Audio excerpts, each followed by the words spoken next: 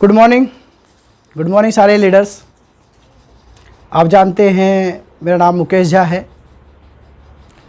और मैंने कभी सोचा नहीं था कि इतना जल्दी मुझे ये वीडियो बनानी पड़ेगी, लेकिन ये वीडियो मुझे आज बनानी पड़ रही है, ये भी सच है।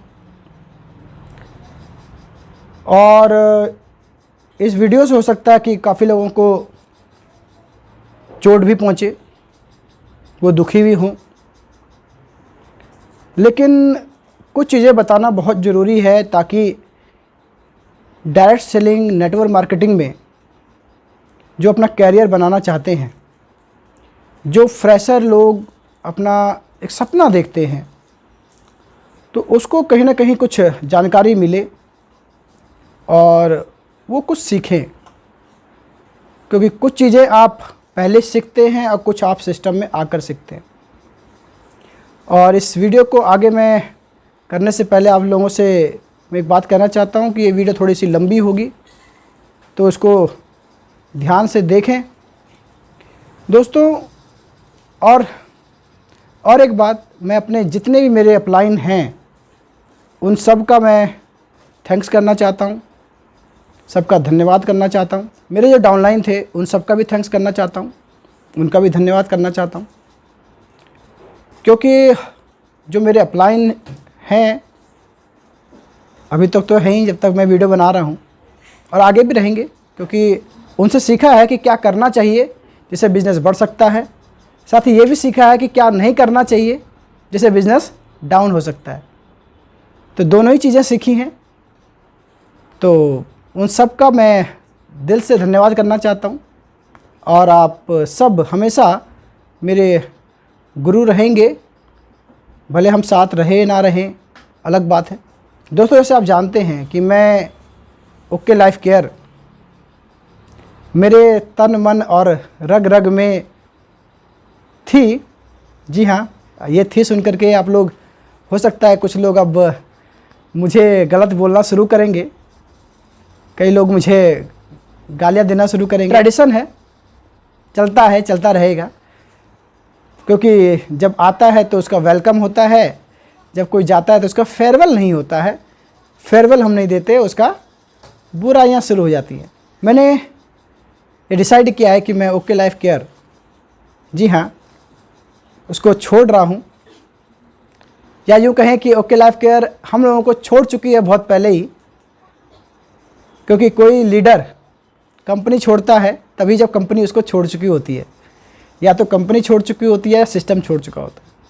मैं आपके सामने कुछ पॉइंट्स रखूँगा जिसकी वजह से मैं ये डिसीजन लेने पर मजबूर हुआ हूँ। आप खुद तय करिए क्या ये क्वेश्चन वाजिब है या नहीं, क्योंकि ये क्वेश्चन ना तो कंपनी सुनती है और ना आप जहाँ सिस्टम बनाए होते हैं वहाँ कोई सुनता है। तो ये कुछ क्वेश्चन हैं जिसके कारण से मैं मजबूर हुआ हूँ इस सिस्टम को छोड़ने के लिए, ओके लाइफ केयर के सिस्टम को छोड़ने के लिए। आपके सामने मैं उसको रखता हूँ, मैंने बाकायदा नोट किया हुआ है, क्योंकि सिर्फ ऐसे नहीं, कुछ नोटेबल चीज़ें हैं जो नोट होनी चाहिए। पहला ये कि प्लान जो है वो बहुत टफ हो गया है, या टफ था, और उसका जब अध्ययन किया गया तो ये पता चला कि प्लान में बहुत ज़्यादा अपडेट की डिमांड है। और हमारे जो डीके सर है वो कहते थे कि जब मौका मिलेगा तो मैं प्लान को अपडेट करूँगा, लेकिन ये कहने की बात होती है, जल्दी करना आसान नहीं होता है। करते भी तब हैं जब सब लुट चुका होता है। प्लान की अपडेट ये मांग रहा है कि 2500 बिजनेस वॉल्यूम करने के बाद जो अगला टारगेट है वो 50,000 है। 50,000 लेफ्ट, 50,000 राइट। इन 50,000 नहीं हो पाए उस केस में क्या है? और 50,000 करना, जैसे मैंने कहा, आसान काम बिल्कुल नहीं है। हाँ, यदि कोई किसी कंपनी से आया है, उसके पास लीडर हैं, मतलब टीम है, तो वो 50,000 कर जाएगा। तो उसको पैसा थोड़ा बहुत आ जाएगा। लेकिन एक फ्रेशर जिसने अभी पहली बार डायरेक्ट सेलिंग को साइन अप किया है, उसको वो बेसिक्स वो सीख रहा है कि अपना लिस्ट बनाना है, अपना वगैरह वगैरह वगैरह, उस पर वो काम कर रहा है। करते करते वो बेचारा 10,000 मैच करता है, कभी 15,000 मैच करता है। तो 10,000 15,000 वो मैच करता है कई महीनों तक, और उसको जो मिलता है वो मिलता है 1,500 रुपये, 1,200 रुपये, यदि वो 10,000 की मैचिंग करता है हर महीने। तो अब बेचारा पेट्रोल भी चलाता है, भागता भी है, दौड़ता भी है, प्लान भी दिखाता है, क्योंकि ऊपर के जो अपलाइन होते हैं, हाँ कभी उन्होंने 1-to-1 प्लान किया होगा, कभी उन्होंने नए प्रॉस्पेक्ट के ऊपर काम किया होगा, उन्होंने लिस्ट बनाई होगी, कभी किया होगा। लेकिन अब वो किसके आदी हो चुके हैं?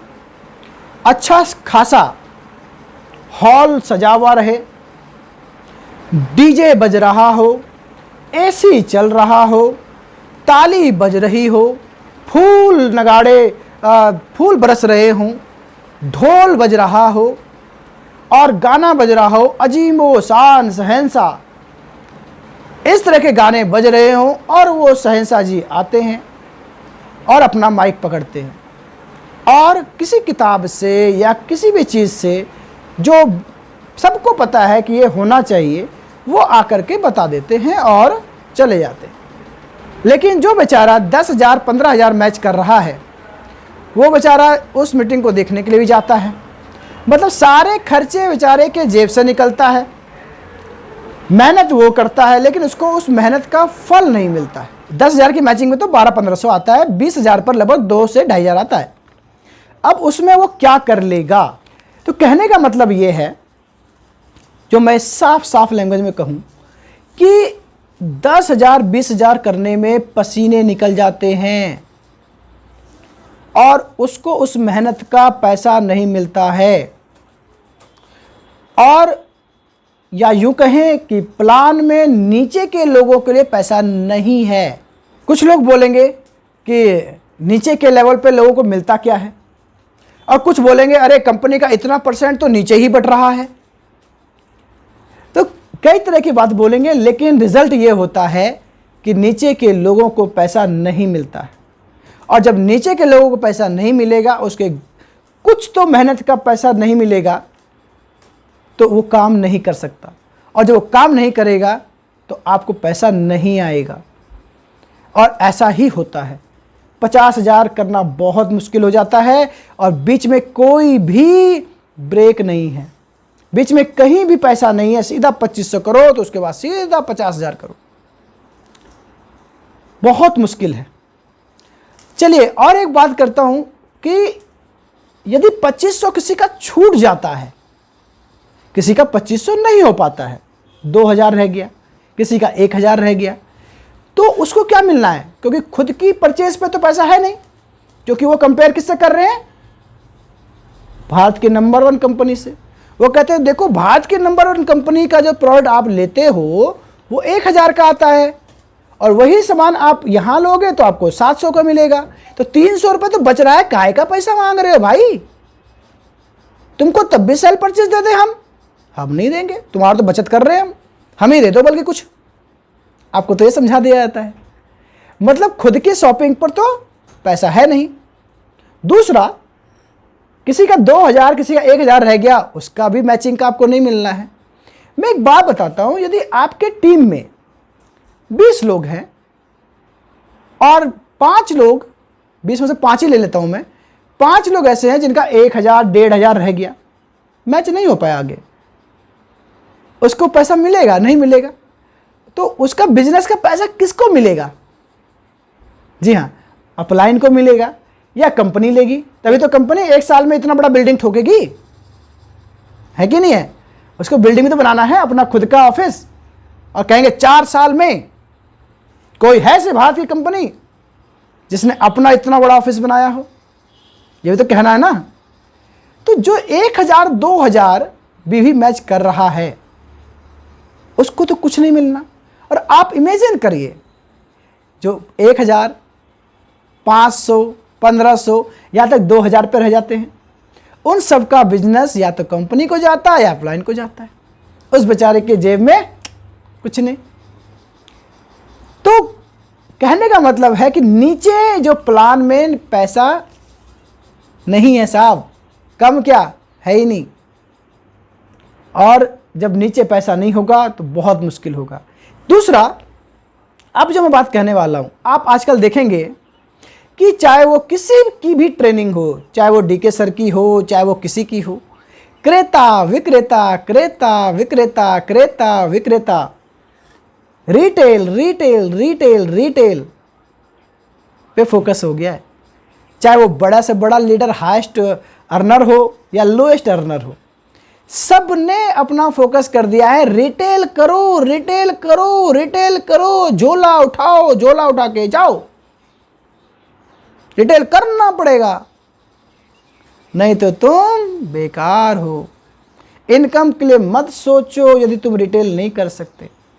यानी कि आप खुल्लम खुल्ला ये कह रहे हैं कि प्लान में पैसा नहीं है भाई, रिटेल करना पड़ेगा।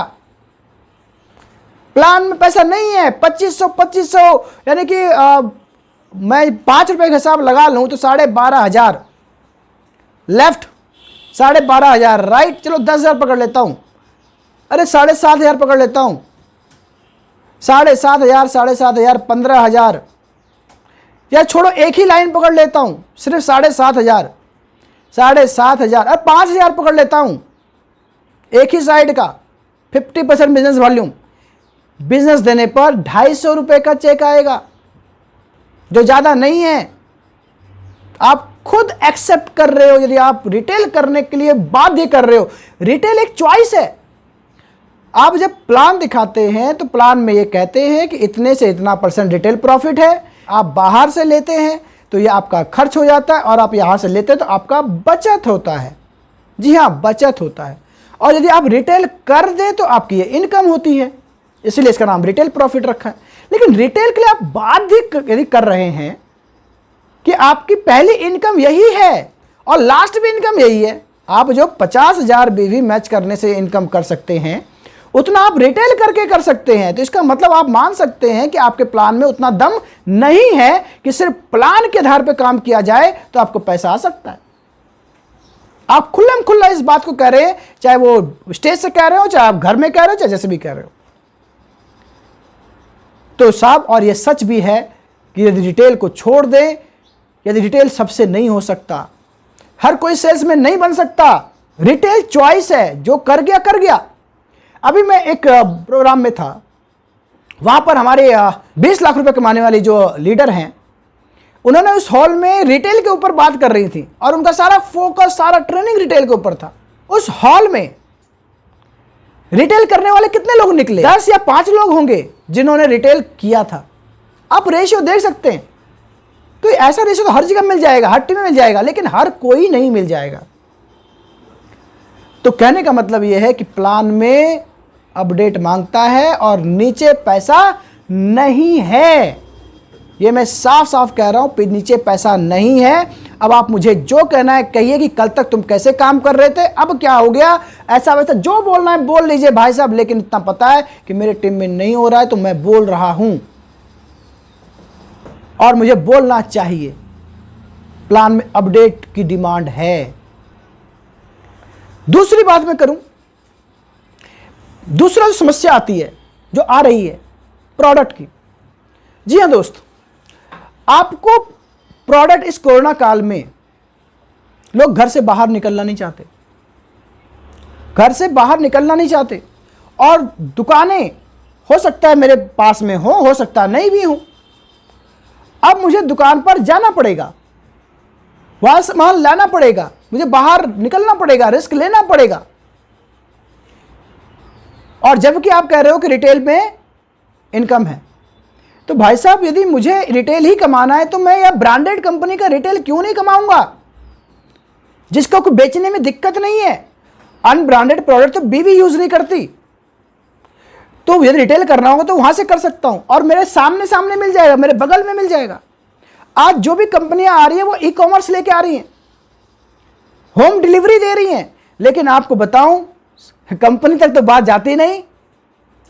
उनको एहसास भी नहीं होगा कि मुकेश झा ने कोरियर में अपने पे आउट का कितना यूज किया होगा। टीम को सामान भिजवाने के लिए साहब, टीम को सामान भिजवाने में जो काम कंपनी का था वो लीडर को अपने पे आउट से करना पड़ रहा था। हमने यदि 50,000 का पे आउट आ रहा था तो कम से कम 10,000 15,000 कोरोना के टाइम में लोगों को कोरियर में देना पड़ रहा था। यह काम कंपनी का था लेकिन लीडर को करना पड़ रहा था। लेकिन कंपनी तो सोच रही थी कि यार हमारा प्लान ऐसा है ना कि वो एकदम ग्रो कर रहा है। तो प्रोडक्ट जहां आज नई कंपनियां आ रही हैं, वो ई कॉमर्स लेके आ रही हैं, होम डिलीवरी दे रही हैं, लेकिन इनको क्या पड़ी है, क्योंकि ये तो सोच रहे मेरे प्लान ऑफ प्रोडक्ट। जी हाँ, जब प्रोडक्ट बोलते हैं तो आप देखना उनका एक्सप्रेशन, प्रोडक्ट प्रोडक्ट ऐसा कुछ बोलते हैं। भाई साहब प्रोडक्ट एक से एक हैं और रेंज में भी हैं, बहुत हैं। तो कहने का मतलब है कि आपको प्रोडक्ट आज के डेट में लोगों को आसानी से मिल सके, इसके ऊपर काम करना है जो नहीं हो रहा है। अगली बात मैं करूं, डीके सर की मैं फॉल्स कमिटमेंट तो नहीं कहूंगा, लूज कमिटमेंट। जब से मैं ओके लाइफ केयर में ज्वाइन हुआ हूं तब से सुन रहा हूं कि भाई साहब वेबसाइट आएगी, ऐप आएगा, ये आ जाएगा, वो आ जाएगा, फलाना ढिंका, वो आज तक नहीं आया। और जो चीज 6 महीने साल भर के बाद होनी है वो आज ही बोल देते हैं। एक अच्छी खासी ट्रेनिंग में आप कह देते हैं कि हमारे ब्रांड एम्बेसडर सोनाक्षी सिन्हा होंगी। भाई हमने तो नहीं पूछा था ना आपसे, किसी डिस्ट्रीब्यूटर ने पूछा था कि आपकी ब्रांड एम्बेसडर कौन होने वाली है, आप ब्रांड एम्बेसडर रखेंगे नहीं रखेंगे। आपने कहा आप लोग जानकर हैरान होने वाले हैं, हमारी जो अगली ब्रांड एम्बेसडर जो होने वाली हैं बता दूं।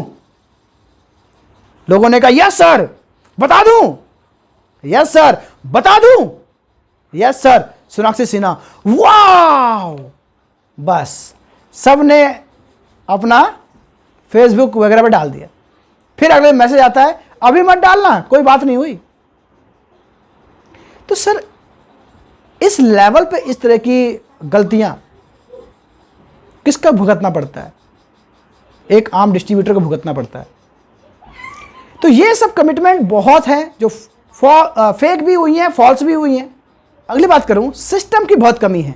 जी हाँ दोस्त, कोई भी ऑफर निकलता है पहले तो टाइम पे मिलता नहीं, अब थोड़ा सा सुधार करने की कोशिश करी है। पहले तो भाई साहब क्या बताऊं, जग जाहिर है उन्होंने एनिवर्सरी में कहा था कि हम 10 जगह मनाने वाले हैं, 10 जगह हमारा प्रोग्राम होने वाला है। मैं पूछना चाहता हूं आप 10 जगह बता दीजिए कौन कौन सी जगह पे हुआ है। आप मुझे बताइए कि वो 10 जगह कहां कहां हुआ है। सर जब आपकी प्लानिंग नहीं है पैन इंडिया की तो बिजनेस को पैन इंडिया में ले आने का क्या फायदा? साउथ वालों का, ईस्ट वालों का क्या कसूर है? बेचारे वो मेहनत करते हैं, उनका कोई मैचिंग होती है लेकिन वो ले नहीं सकते। या तो उनको किराया डाल करके दिल्ली आना पड़ेगा, एनसीआर आना पड़ेगा, वहां पे ट्रेनिंग लेंगे। लेकिन नहीं, आपको क्या मतलब है, आप तो सीधा डाल देंगे हयात रेसिडेंसी, जिम कॉर्बेट और तिवोली गार्डन, तिवोली ग्रैंड, वहां पे आ जाइए। तो सर 10 प्लेस क्या कमिटमेंट आपने ही किया था। बीच में एक और निकला था कि आप वो रिटेल मास्टर वाला, सर उसका क्या हुआ? रिटेल किंग, उसका क्या हुआ? तो ये कई ऐसे लोग हैं जो रिटेल मास्टर पे काम करना शुरू कर दिए थे, खत्म हो गया। रिटेल किंग पे काम करना शुरू कर दिया, खत्म हो गया। वो तो हो गया ना नेगेटिव। बेचारे सामान भी खरीद रहे हैं, उनको मिला भी कुछ नहीं। बोला एनिवर्सरी में उन्हीं को मिलेगा जो आप इतने का सामान लेगा उनको पास देंगे। क्या हुआ सर? कुछ भी। खैर अब आप बोलेंगे उस टाइम तो नहीं बोलते थे, अब बोलते हैं। सर टाइम पे ही बोला जाता है, टाइम पे ही बोला जाता है।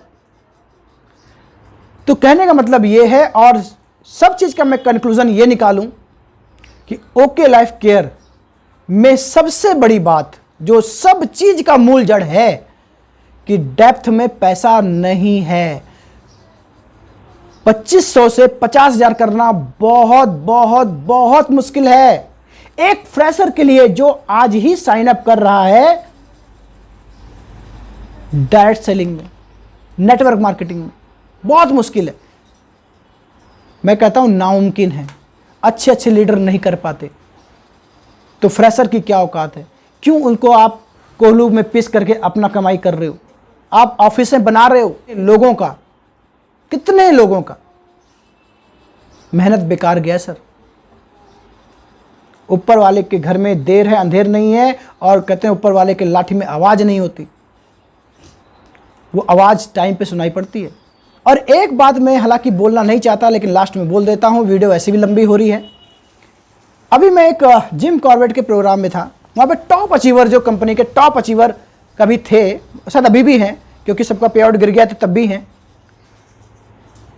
उन्होंने मंच से कहा, जी हाँ दोस्त, यदि रिकॉर्ड हुआ होगा, किसी ने रिकॉर्डिंग किया होगा तो अलग बात है, वो कभी ना कभी वायरल होगा। मैंने तो नहीं कर पाया था क्योंकि मैं एक्सपेक्ट नहीं कर रहा था कि ऐसे कुछ बोलने वाले हैं, और या इंटेंशन भी नहीं था कि कभी ऐसा कुछ करूंगा।